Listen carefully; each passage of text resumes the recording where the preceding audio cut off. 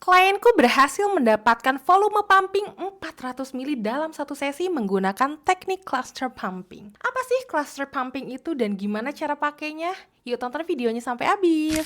Hai, aku Salsa. I'm a certified lactation counselor dan hari ini kita bahas tentang cluster pumping yuk. Cluster pumping adalah teknik pumping yang menyerupai kebiasaan bayi ketika mereka mengalami cluster feed, di mana mereka tuh nyusu terus-menerus karena mereka sedang mengalami perkembangan pesat yaitu growth spurt. Tujuan pumpingnya adalah pengiriman demand singkat yang sering dalam satu periode waktu, tapi ritmenya random, sehingga produksi ASI kita bisa naik berkali-kali lipat. Durasi cluster pumping ini bisa berbeda-beda. Kalau di program pendampingan aku mulai dari 80 menit, 100 menit, 120, bahkan ada yang 180 menit. Tapi ini udah total durasi pumping serta istirahatnya, nggak cuma pumping doang.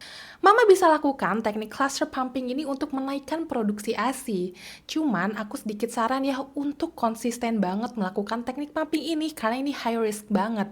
Yang artinya kalau mama nggak lakukan secara konsisten justru punya potensi negatif. Tapi kalau mama konsisten, produksi ASI-nya bisa naik berkali-kali lipat.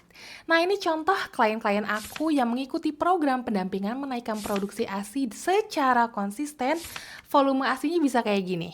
Nah, ini contoh ritme cluster pumping yang paling mudah yang mama bisa ikuti secara mandiri. Jangan lupa pilih waktu yang efektif, minim interupsi, dan potensi skipnya itu rendah alias mama bisa konsisten.